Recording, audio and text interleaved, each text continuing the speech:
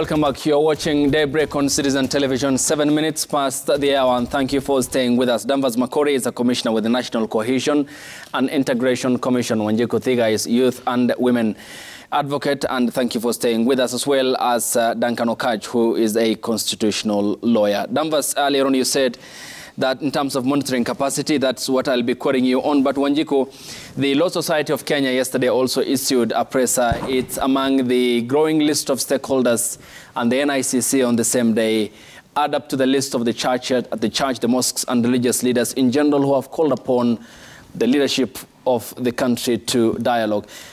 But the concern is, will these statements and these calls be considered by an establishment that has largely failed to address issues of unemployment, corruption, and inequality in the country?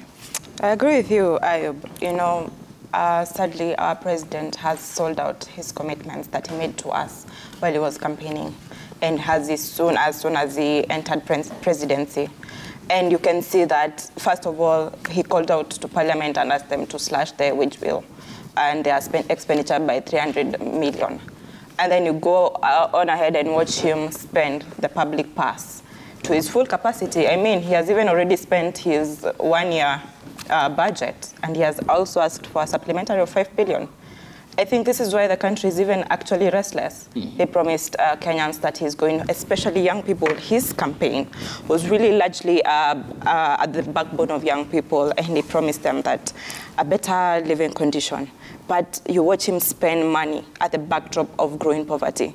I ran for office last year, and I was unsuccessful. But the calls I get every day of young people, even senior people, asking for money, saying, I'm about to be thrown out of my house. I'm about to, my things are about to be taken by auctioneers. Every single day, please, I don't have food, I haven't eaten, me and my family haven't eaten. It's growing by the day. And you watch our president, instead of implementing what he said and promised. He's not really doing what he did. Look at his commitment to that gender role. He promised women, and he signed a women charter, that he's going to give his cabinet 50-50. Even with the recent cast appointments, we only had 13 women out of 50. I mean, it's a disappointment today and every day. And when he speaks, he doesn't speak about unity. He doesn't speak about making this country better. He's still on political mode. Okay. He's looking at 2027. Okay, but Wanjiku, as well, because there's the other side that is calling for an address of the high cost of living, issues in regards to the economy. What they say is an equal government that doesn't represent the cocktail of the Kenyan fares. But where does the truth lie here? Because if some of the issues you had pointed out, as per you, the government's inability to address such problems, then how did we get here in the first place?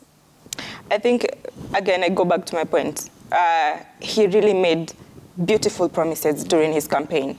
And let me tell you, because I was on the ground, I saw people believe in it. I saw them knowing that he is going to really solve our issues today. But it's him, not people feel like, you know what, you told us this is what you're going to do, but you're not doing it.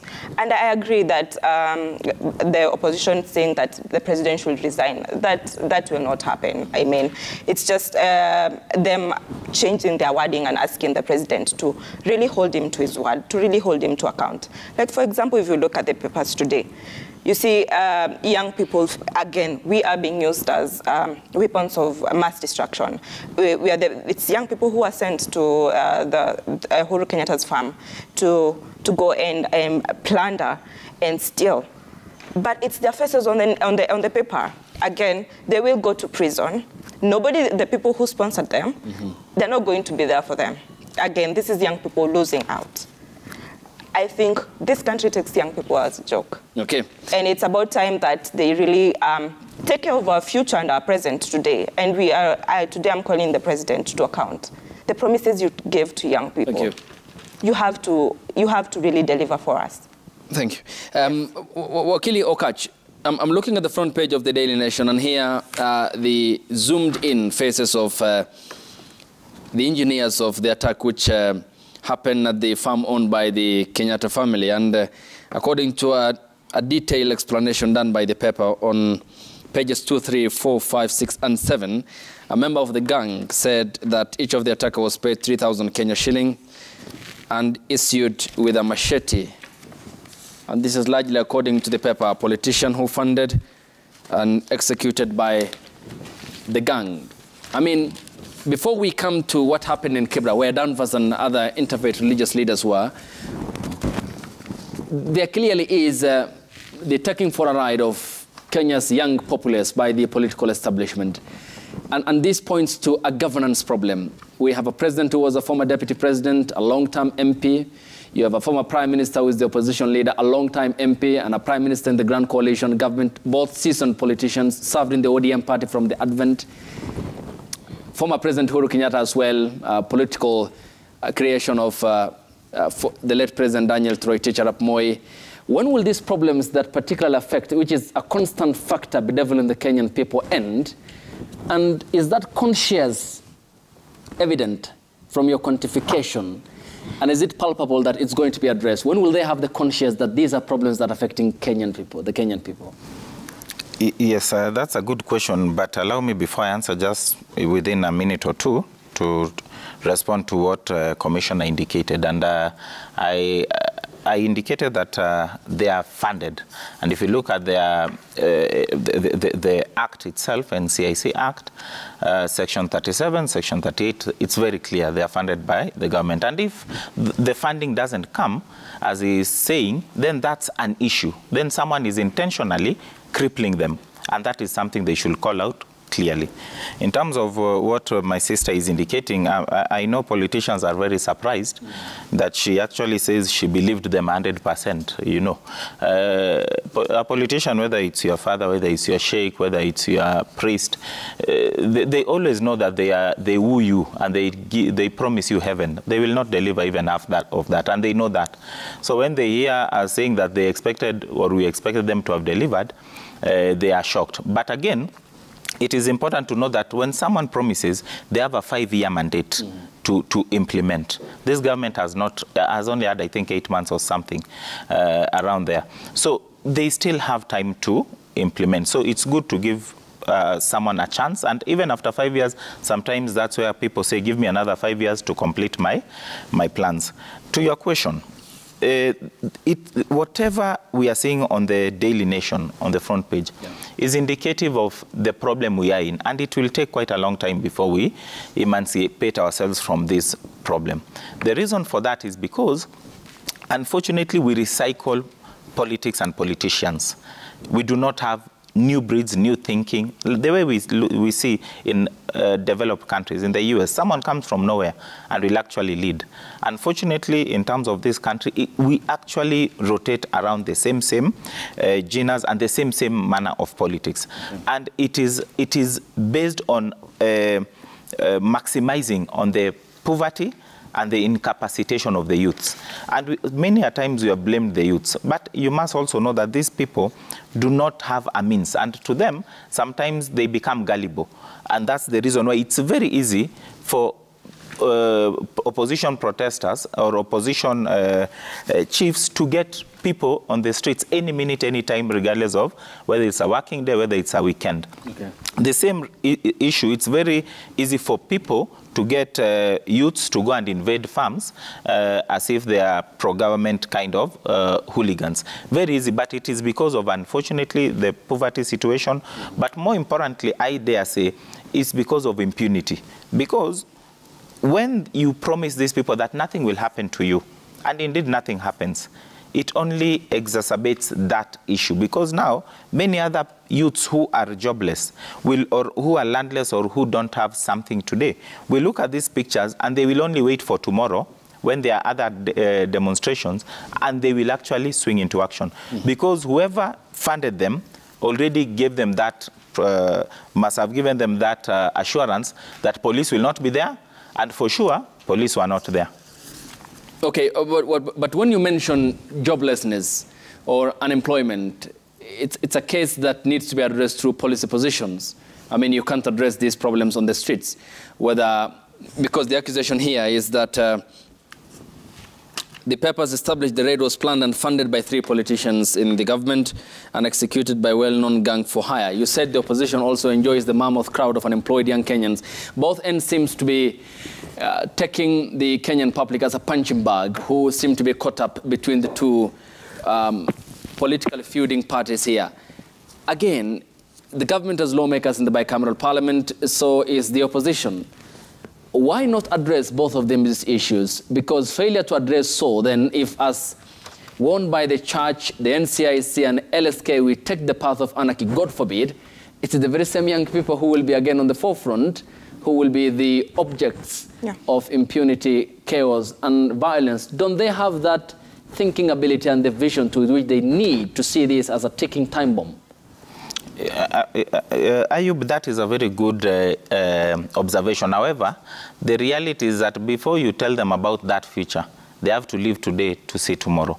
So for them, they look at it, they are myopic. They look at it in terms of today and in terms of self-gain. Remember, the way our Kenyan society is bred is about me and what I gain. It is as opposed to what is in Tanzania, in terms of it should be about us. So it's about what I have gained for myself, my child, and for that particular day, which is quite a wrong notion. But remember, the politics, many politicians are surviving on that poverty mentality and on that aspect that when the youths are empowered, they themselves will be at risk. So they are better off having these youths where they are, because it's easy to tap into them as and when you need. And unfortunately, with the youths that we have, they are at a point where they do not have, they are at a point where they may not, we may not say they have all so much of a choice at this particular point. Okay, so according to you, the politicians rather fancy having the status quo remain? Yeah, definitely. Danvers, you talked about monitoring, and here comes the question about your ability in terms of monitoring these speeches made by politicians. And I wonder where at the moment, because of the state of affairs in the country, you are doing adequate monitoring of what politicians say on the podium in terms of the speeches that they make, which might lead to incitement. Well, actually, thank you. We actually do that, but politicians are very smart. These days, very few speeches that incites actually are done on political platforms in a rally or at a tent. Most of it actually is through their proxies, bloggers, online. Actually, 90 or close to at least 90% of it is online. So as much as you have a clip or two circulating, and that is easy to get because at least there's live coverage every day, majority of actually incitement actually goes online, and that's where the challenge is.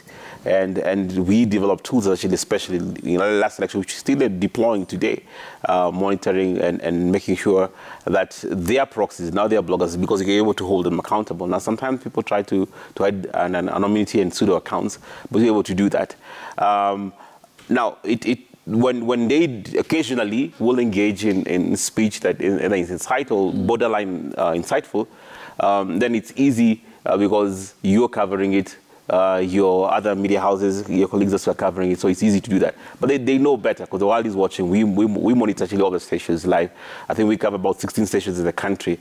So at any time, radio? Both, all the biggest TV stations and radio stations in the country, 16 of them, and a few local, regional that we know in hotspot areas that somebody might say something that can ignite the country.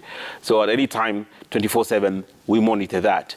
But I can tell you, having monitored that for months and months, very few incidents do you get from that. Mostly, if you go to Twitter and Facebook, it's amazing, and that's why we actually partner with Twitter and Google and Facebook to an extent, though they've been not very cooperative. And that's why actually there's a court case with Facebook because they've refused sometimes to pull down insightful or hateful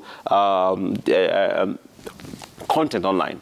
Yeah, but it's something actually we do, and beyond that also we actually engage the politicians themselves. We tell them, you know what, hey, you need to tone down. And actually, guess what? That's the most effective. When you sit down with a leader, a politician, you know what, you need to tone it down or don't do that. It goes a long way. That's why I said, if you look at the past election, out of thousands and thousands of speeches and thousands of engagement, there was just a handful, maybe one or two, because we sat with them, we had engagements, we had platforms with them, with our RPP, with IBC many times, and it's sometimes personal, especially one-on-one. I've sat down with key leaders in this country one-on-one and tell them, you know what, yeah, you need to go slow down, and actually they listen. So that's why it is told us. So occasionally, of course, being the country that we have, and Okilia say the impunity that we have, of course, one or two people will come and dare say very bold things publicly because they think they're going to get away, but then you take action on that. Okay, yesterday during the presser by your chairperson, Dr. Samuel Kobia, he said there's a list that they are looking into. Yes, there is, and of course, can't talk much on ongoing investigation. There is, and if you look at the DPP's statement, I know you saw it yesterday, one of the things actually quoted and cited was NCSC Act, because that is what regulates speech and hate speech for that matter. So in collaboration with the DPP's office, of course, and other investigative agencies, because we do collaborate to a larger extent, there's people we are looking into and see which necessary action can be taken. Whether there's, honestly, also speaking, the threshold when it comes to hate speech, and he's a lawyer, I can tell you, proving at the court, the threshold is quite high.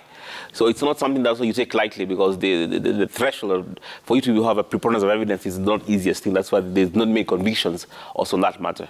Okay, the convictions aspect, because this is a matter that also is dealt with by the courts of law, and courts of law are courts of evidence as to what's presented before them, but you never had any successful convictions ever since? I mean, major convictions? Of recent, no. There's actually 437. But major convictions, no, but major politicians did make statement according to the public eye. Yes, and they've been arrested, and their court cases are still ongoing, and there's 437 court cases as we speak today. They're ongoing. So, I mean, there's a backlog. Their lawyers, they can tell you, I mean, from the time a case is hard in his time, it's about 4 or 5 years.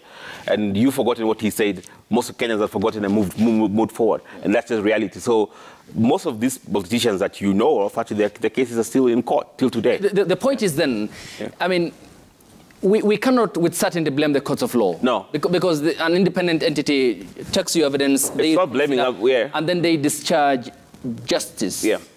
But I wonder, when you talk about threshold, what do you need for you to prove that, to prove a case of hate speech before a court of law? One has to be intent.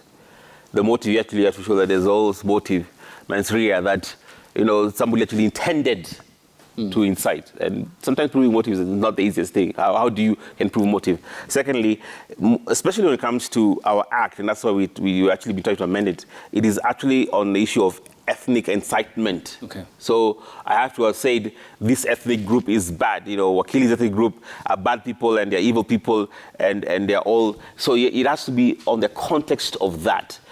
So people sometimes, you know, when people make incendiary statements or offensive statements, of course, they run to say, you need to do something about it. But that actually is very specific and narrow in terms of ethnic incitement. It has to be ethnic hatred when you're stirring ethnic animosity. So me saying you don't, is a bad person, well, it doesn't come to the threshold. But now if I address your ethnic group and your background and lumps and sum, then that can, then you have to show intent, and then there's a chain of custody. When it was said, we have to prove, we have to provide the evidence. So did we record it ourselves? If you recorded it in a rally, we have to go through CAK. Okay. CAK comes to you, because the court will ask the chain of evidence. So how do you authenticate it to actually you said it, when you said it, and the person, if it's a camera person, will say, okay, I was there shooting this video when Abikadiri said what he said. So you can see that it's not always the easiest thing, because sometimes actually, can I give you a real example? You know, the rallies actually, the main media entity covering that rally, when somebody uttered some hateful words, actually the media and the camera person refused, because they had to find an affidavit to say, you know what, I was there at a particular time, and this is the video, and this is authentic. Now it has to be authenticated, but because the defense will seek to see, is it authentic? So, and I can tell you, they refused actually to come through. So then that's that challenge. Okay, we'll talk about the other cases that are in the courts of law, because Kenyans need to know about how many cases that are in the courts of law, because subject to determination by the courts as well, and that's an independent entity handling that matter. Yes, Wanjiku, you had a point. Come in, please. Yes, I wanted to respond to Wakili and say that there's nothing wrong with believing a politician. By saying that believing a politician, you must be unbelievable. That then propagates the narrative of always having dishonest leaders in this country. We have to push for leaders who we believe and who speak honesty, and actually when they sell the manifesto, they have the intention when they get to power, they're going to implement it. And I understand that we have to give the president 5 years to implement. But within the 8 months that 7 or 8 months that he has taken power, the first thing he did was remove subsidies for social protection. Number 2 is to increase punitive and inconsiderate tax against the backdrop of the growing poverty we have in this country. And this means that there's a disconnect. Or if he's not disconnected, then he's blatantly ignoring the current situation of Kenyans. Right now we have banditry that is ongoing, we have floods, and we've just come from a period of drought. I mean, we have to give Kenyans a break. And by you being their leader, you have to inspire, be humane and be empathetic with the situation that is happening. I mean, right now, even taxing MailChimp, seriously. As organizations, we are looking at all kinds of tax increment, including MailChimp, and a tool for just sending emails. This country, I think we need to really reconsider and sit back to the table. And what you're saying, we have to have dialogue, an honest dialogue. And the leaders that we have today, as we continue praying for them and bringing them to account, they have to go to that table with the interest of Kenyans at heart. It's about time, because the way we are going, it's not a good path. We are moving to anarchy now. We have to really arrest the situation before it gets worse. I mean, we are really blessed to have a country as Kenya, which is a good place. It's an environment that people can conduct business, but if we are going to take this path, we can't go back to 2008, 2007, 2008. And moving back then, I mean, we had so much losses, and people lost, besides property, we lost even human beings. We have to now, our president has to hold this country I know we pray a lot, we always have masses of prayers, but now we also have to do the work of unifying people by having a dialogue that is going to be, that is going to really now support people and young people especially. And on addressing youth and... Will they have that dialogue? That's what we're pushing, that's what we want. Because that's honestly, otherwise, mandamano every Monday and Thursday. I mean, nowadays when you're planning your week, you're planning it for 3 days. And it's not fair, it's undoable, we can't work like that. And speaking about youth and employment, I was shortlisted for the chief officer position in my county, Kiambu County, for the Youth and Sports Affairs Ministry. And let me tell you, when I walked in, we were about 10 to 12 shortlisted. 8 people had white hair on their heads. 8. And I even had to ask them, you're here for which position are you here for the interview? And they say the Youth Affairs Department. What are you doing here with the white hair? Why are you here for young people opportunities? Okay. I expected to come here and compete against fellow young people. But still, edging young people from the opportunities is still unbelievable. And we saw even that with the CAS positions. CAS positions are there, they're incubators for young people, youth leaders like me. But again, veteran politicians were given all those seats. And again, this is why, as young people continue to be restless and continue asking the president, okay, why are you selling us out from the promises you give us? Thank you. Are you discriminating against old people? Yes, I am. For opportunities, I am. You're discriminating against old people? Yeah. Well, the constitutions... Tulisema hatupangwingwi. Na sasa hapa lazima tuendelee na hii narrative. Okay. And remind them, hatutapangwa. Okay, but the Supreme Law lays emphasis on Kenyans, and it doesn't specify their age, religious belonging, ethnic as well, makeup or otherwise, but all the same, you made your point. Wakili Danokach, also on the front pages is this headline, Portrait of Anarchy, and a mosque that was partly destroyed in Kibra during the protests on Monday, a PCA church in Kibra as well, which was burnt on Monday night after demonstrations in the area. It seems to be now taking the dangerous path, and stakeholders have raised the red flag. I wonder where the Messiah will come from to understand that it's because of our conduct politically that this country is always on the edge after the elections? Yes, Ayub, I think you'll continue wondering for quite a long time because, unfortunately, where we should get the answers is where we are getting the problem from. And the reason for that is because we have seen this coming. You know, all the signs, like Commissioner said, have been there. But and all the warnings have been there, but no one is heeding to this. And it is a point where, you know, the bigger person ought to actually take responsibility, because at the end of the day, I always say that the responsibility of governing this country is at the doorsteps of government itself, and we cannot have it any other way. So if you notice that my stand will actually be inimical to peace, and like Commissioner said, you may end up winning but losing the country. So is it really a win? So those are the factors that ought to be considered, even as government is taking its stance. And I would understand the government taking a strong stand in terms of not reopening the issue of elections. But in terms of the other issues afflicting Kenyans in terms of the cost of living, it's good to have that discussion and that dialogue. Dialogue is not a bad thing. These are Kenyans. So you cannot treat them like they're aliens or they're people infested with measles that you can't sit with them. You know, it purports to send a very wrong signal.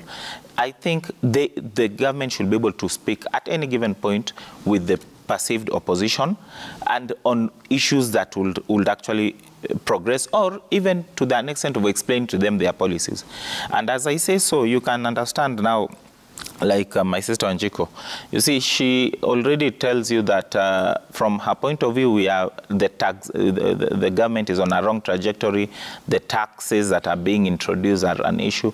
But you see, if someone sits down and explains to them, this is the ultimate plan we have, this is where we are going, you know, and you'll end up finding that she might understand and support you. But if you say you can't sit down and explain to her, then she has all the rights to continue believing in her notion.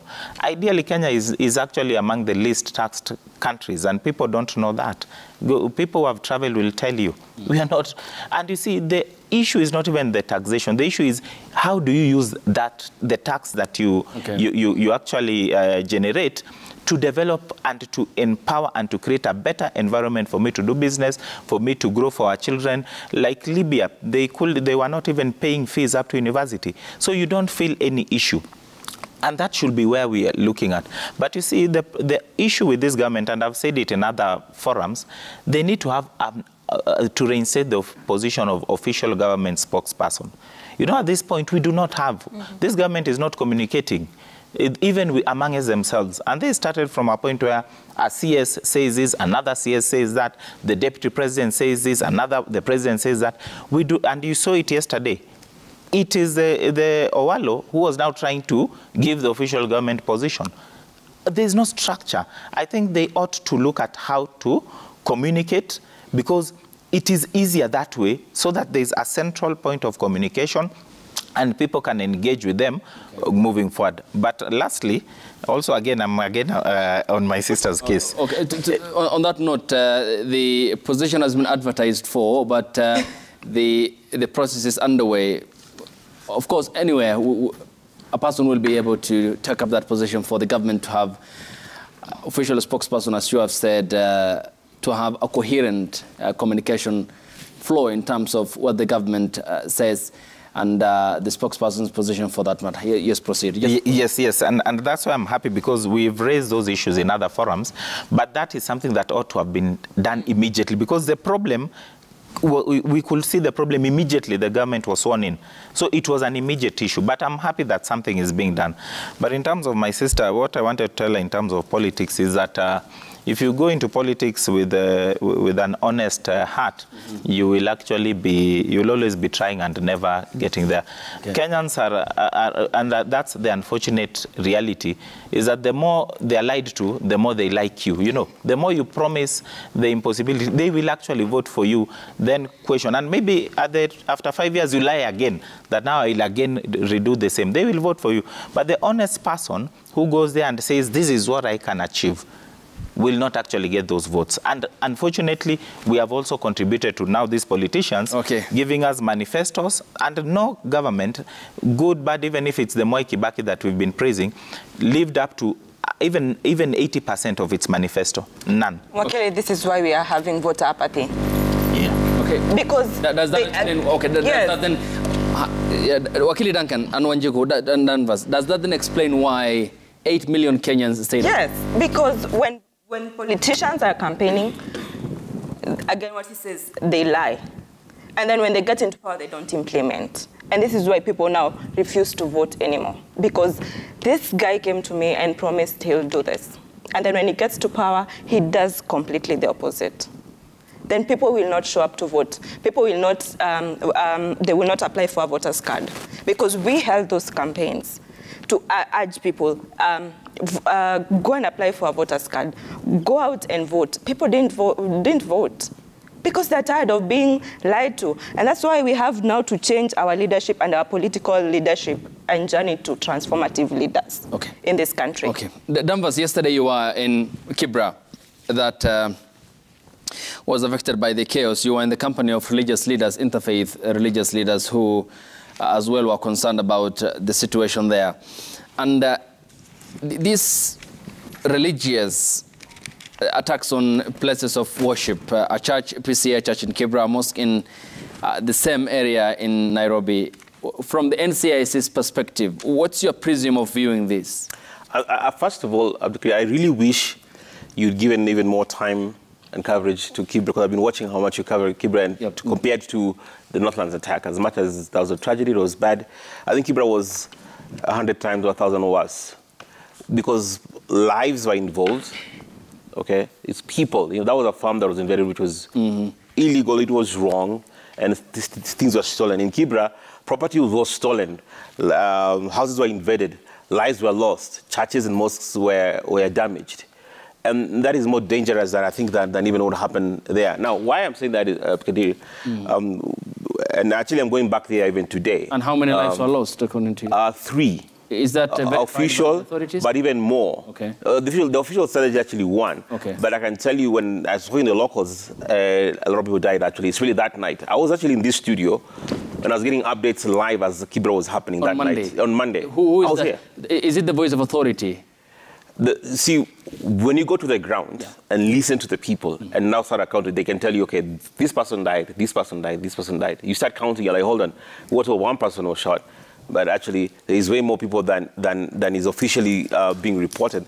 You got a problem. But it shows a bigger problem. And I'm going to highlight it very briefly and give you just quick facts. You see, the same trend you saw in the Northlands is actually happening in Kibra, whereby hired goons or thugs, whatever you call them, from in the afternoon till late at night, even early in the morning, laid siege, vandalized, stole, and actually attacked people, murdered people, uninhibited actually for hours. It was actually shocking. Now, do you know when we start getting reports, because we have monitors on the ground, and you hear, first of all, the mosque wasn't damaged. It was the shops next to that have border. They say the fence with the madras of the mosque. And the church was next to the mosque. Now, do you know, Abdul the people who set those kiosks that almost burnt the madrasas and the mosque are the same people who touched the church? It was actually the same people. Because initially it was reported that it looked like the Secretariat, that, first of all, a group, or you can even say Christians attacked the church and then the mosque, and then these guys retaliated by burning the mosque. That's the narrative that somebody wanted to be created. That's how dangerous it was. Somebody wanted to create that narrative. But in reality, it is the same group of people that attacked that mosque, it's the same group that attacked that church. They were armed with machetes. And some actually witnesses, they saw guns, they saw people with tear gases. They were armed, and attacked these places of worship, They robbed motorists, they burnt places. Now, here, what is shocking is, and I was there with OCPD, and people question them, where were the police for hours? I mean, you saw during Monday, whenever that convoy turned here, the police already were there. So for hours, they sustained attack on innocent civilians, and on both sides, both who were pro or against the demonstrations in Kibra were exposed to an attack. Somebody poured fuel and threw a match to light up that place. The good thing, there was resilience. We built resilience within the community, and that's why I was there most of the day, and we're still there today. Right. So we make sure that it doesn't explode, so that whoever had intention to light up Kibra and Nairobi and the country for that matter, because if you light up Kibra, you light up Nairobi. If you light up Nairobi, you light up the country. You know, succeed. That was nefarious, and it was wrong. And when your monitors relayed that information, what then action are you planning to take? Are there expected actions that will take? There will be. There's action. So there's a multi-agency and different entities who are investigating. IPOA had monitors and they're investigating because there was obvious police negligence in that. And that's the realm of IPOA and maybe the internal department of the police. The DCI will get involved because a lot of criminal activity went ahead.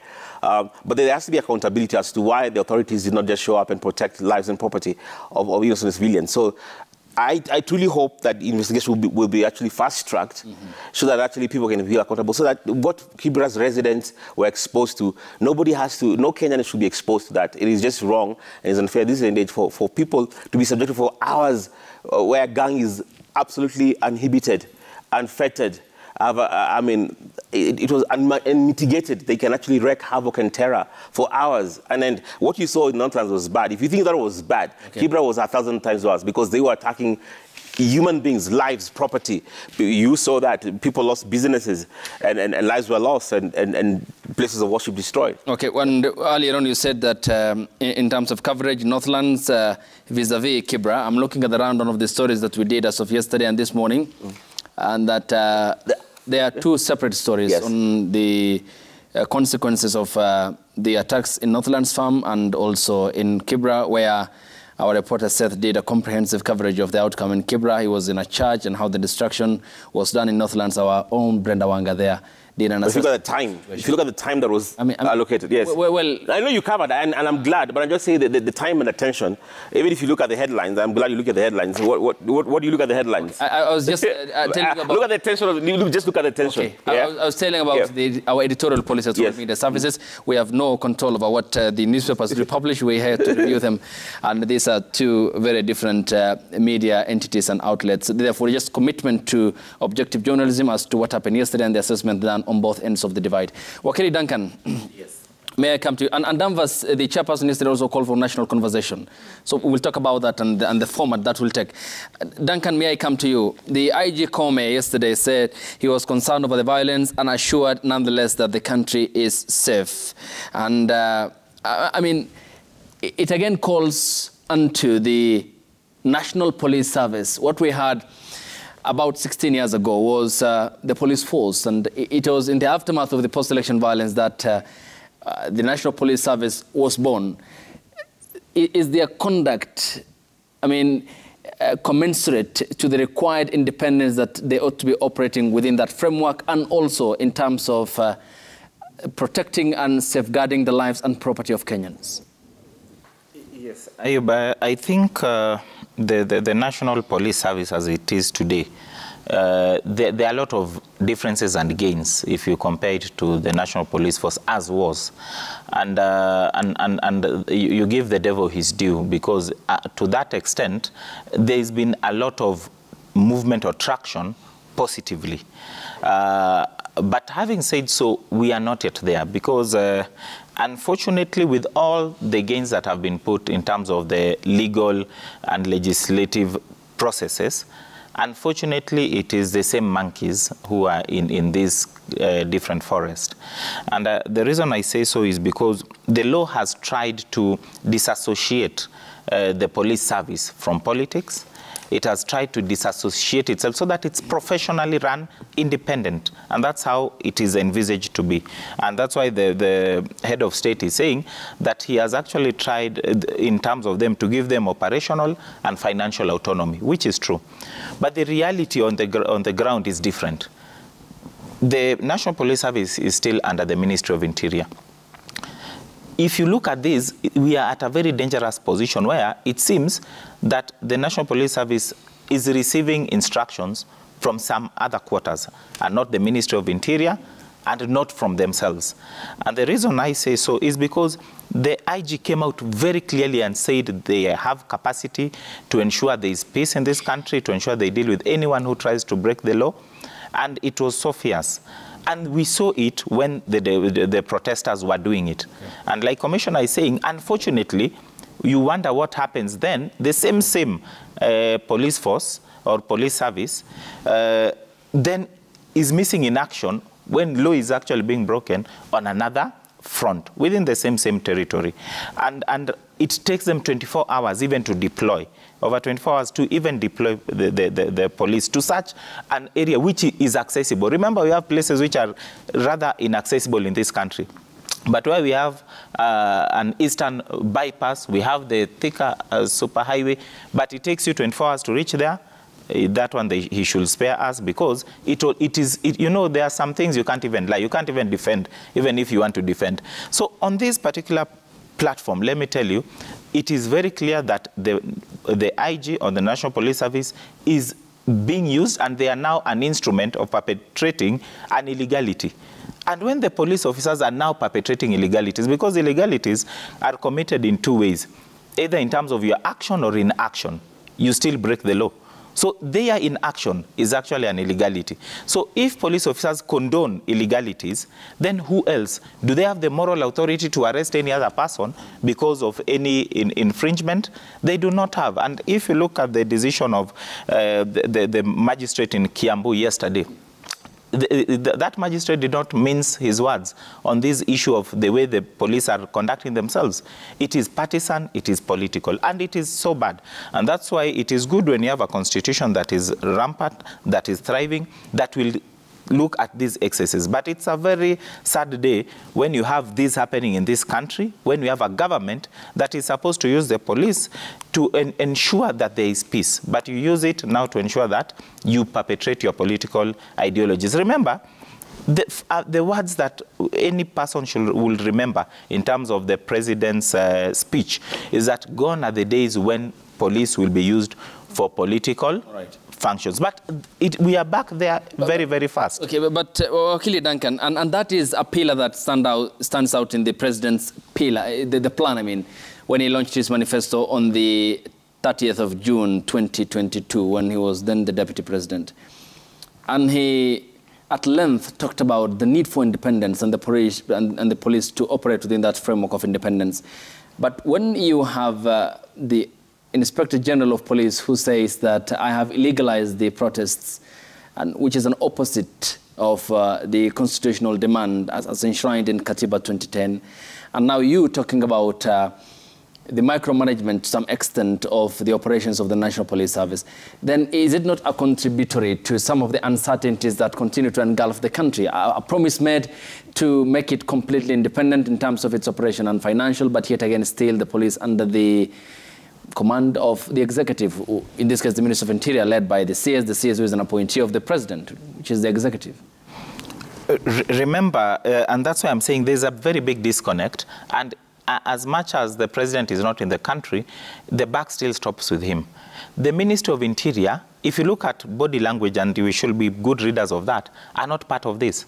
They have not even wanted to be part of it. And that's why I'm saying the IG is receiving instructions from another quarter, which is quite unfortunate, and it is not what is expected, because we should have had the Ministry of Interior being fully in control and indeed telling us. But when you look at what is happening, it is clear that there's a total disconnect. And that is why we are saying if this continues in this particular manner, then it will negate the very promises that the president has made in terms of ensuring that they do not misuse the police. But again, lastly, on this issue of picketing. Picketing is allowed under Article 37. It is a right that is there, not for us. It is, even internationally, it is something that is there. But the moment the law indicated that you don't need permission of the police or anyone to picket, and then the police tell you we can now take over that constitutional right and decide whether you will picket or not. That is unheard of. It is something that shouldn't be, and should be called out even by NCIC, because that is the trigger. If there's anyone inciting the country, it is a police officer, starting with IG Kome. They should start with that. That's the incitement that actually leads to this, and especially when their conduct thereafter is partisan. Okay. Lastly, NCIC has not spoken about utterances that were made by Kimani Ichung'wah, Alice, these other MPs. Alice Nganga. Yes, Nganga.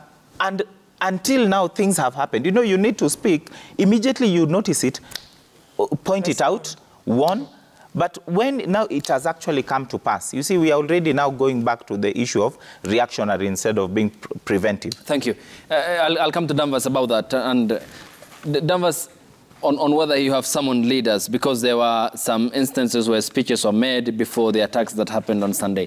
But Wanjiku, the National Police Service operates within the framework of the vast array of institutions that were born out of the Constitution in 2010. What bearing will political influence have, or has it had, since we promulgated Katiba in 2010, on the operations of independent institutions that were born out of the very same Constitution?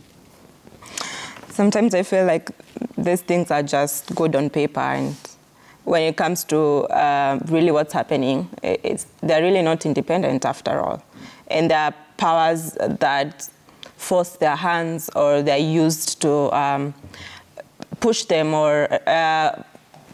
to react to how the powers want. At the end of the day, it's like when we talk about right now, media is an independent body. But look at how media is being treated today. You're profiled. We've seen actually now media being told, if you air this happening today, we are going to revoke your certificate, we are going to shut you down. Again, we have to allow bodies to be independent if we really are for this country. At the end of the day, the Constitution is there to serve Kenyans, and we have to respect it. And the independent bodies that were born out of the Constitution of Kenya 2010. And may I say that we had a lot of women who were at the backbone of the Constitution of 2010. Mm-hmm. Yeah. So the independent bodies that were formed the backdrop of the Constitution of Kenya 2010, let them do their mandate.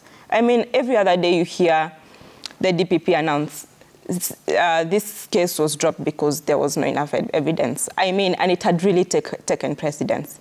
You can say, or you can just tell, that there are bodies already, or powerful people behind these cases being dropped. And if we are moving this way, we are never going to move forward as Kenya. Okay. And again, might I add, yes, this is our future as young people. Mm. We are asking the politicians, we are asking powerful people behind this nation, please stop joking with our future. We want to have something to live forward to. You had something to live forward to, and that's why you're here today. Okay. We also want to be there in the future. Okay. Just as a point of information, and to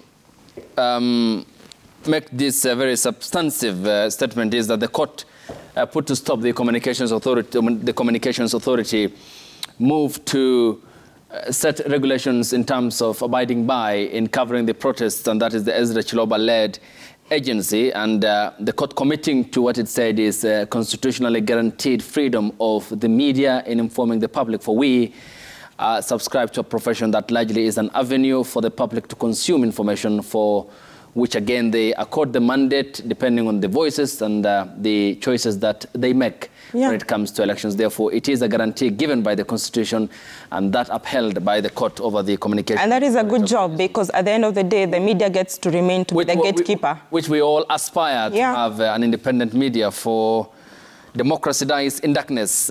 Danvas, coming to you. The chairperson yesterday of your commission said that NCIC will have a national conversation with members of the public. What format is that conversation going to take, and what do you want to hear from the Kenyan people?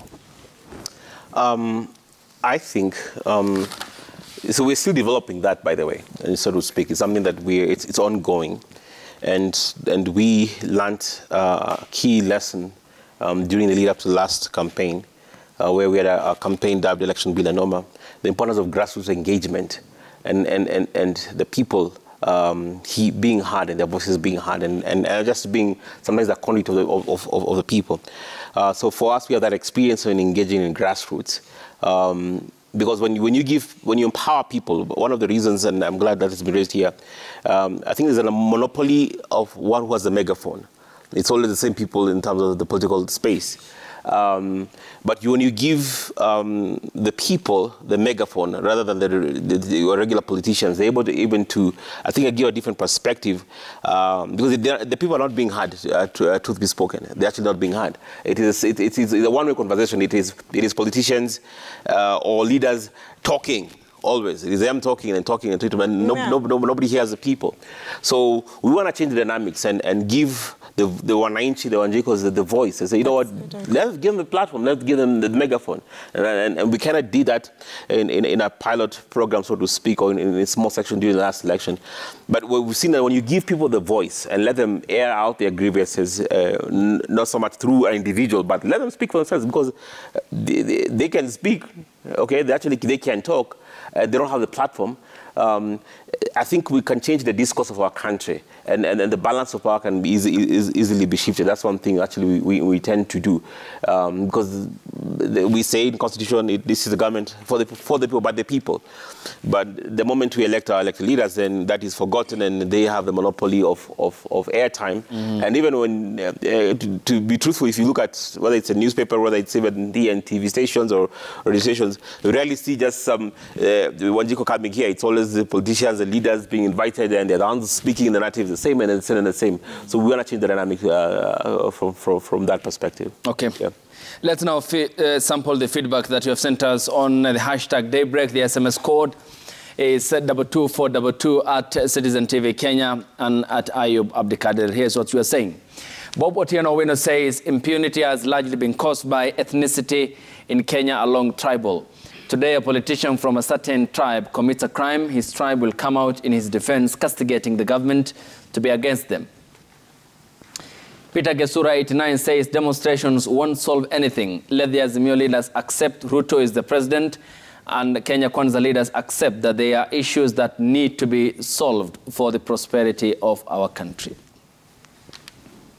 Remy Butia says the operating word, no matter what, ought to be caution, and all leaders are duty-bound to make reason prevail by putting the interest of the country first to ensure that we do not take 2 steps back in the economic recovery journey. Atetwi says protests are one thing, looting is another. Those caught stealing and destroying property should be charged with robbery with violence, which sentence is death. They have no place in society. Okelo Mwalimu says if whatever happened at Northlands, Spectre and Kibra go unchallenged and unresolved, Kenyans, especially from well-to-do backgrounds, should be very worried. Has the National Cohesion and Integration Commission summoned politicians behind insightful remarks? Was this the idea behind dynasty versus hustlers? Love Child Peter says, personally, I don't support demos or invasion of private properties, but kindly remind this Kenya Kwanza administration that the internet is forever, as they say. Charlo Wood Rossi says leaders should not utter words in public that can turn Kenyans against each other.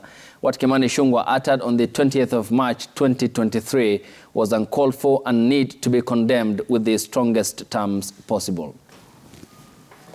Honorable Lillian COA says, had the Azimio leader agreed to the formation of the office of the official opposition leader as proposed by the president, everything would be calm. But his choice for violent demos is threatening our economic wellness and stability. Odongo Rolex says, what we are seeing right now is a depressed government by the opposition. They don't know what to do, and that is why the government has now started destroying individual properties. Your final and brief comments, starting with you, Wakili Duncan. Of course, varied opinions there from Kenyan, some calling for dialogue as the stakeholders did, others calling on the government to focus on the pressing problems Kenyans are facing, and majorly the high cost of living. Yes, first I will just want to send my condolences to the departed Member of Parliament. It's good to honor services given by such. But in terms of the topic today, I will just end by saying, you know, each side must exercise must be responsible, whether it's government, whether it's opposition. But there is an old adage from Nigeria that says, no matter how enraged a cat is by the movement of its tail, the claw or the bite will always be gentle because it is still its tail. Yes, Wanjiku. I want to, my comment goes to President Ruto. I want him to know that we still believe in his candidates, in his presidency, and the manifesto that he preached to us. And I tell him this: please be the unifying factor of this country. Preach unity from now moving forward, and address the concerns of Kenyans, and especially young people. We were solidly behind your campaign. We were solidly behind voting you in.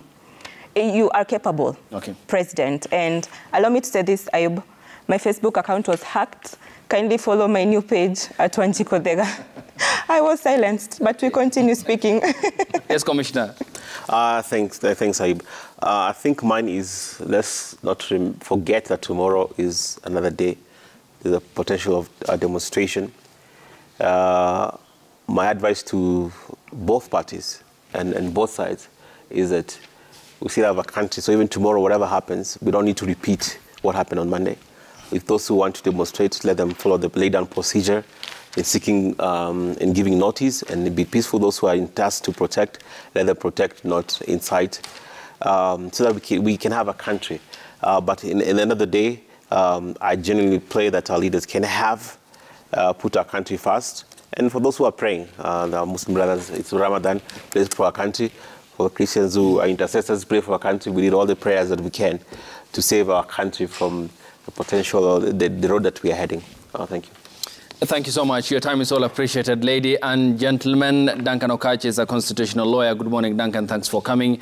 Wanjiku Thega is youth and women rights advocate. Thanks for your time as well. And Danvas Makori is a commissioner with the National Cohesion and Integration Commission. Just to bring you up to speed with the breaking news that we earlier had of the passing on of Banisa constituency member of parliament, Kulo Hassan Malim, who passed on early this morning at a facility here in Nairobi where he was undergoing medication after sustaining head injuries on Sunday in South Bay, Nairobi, after he was hit by a motorcycle. The family said that the lawmaker will be laid to rest this evening from after the evening prayers, 4 p.m. at the Langata Muslim Cemetery. May his soul rest in eternal peace. And thank you for your feedback here on the broadcast. We had sampled them as assured earlier. And we thank you for your company. The hashtag on Twitter has been Daybreak, the SMS code 22422 at Citizen TV Kenya and at Ayub Abdikadir. By the grace of God, let's do this again tomorrow at the same time. Good morning.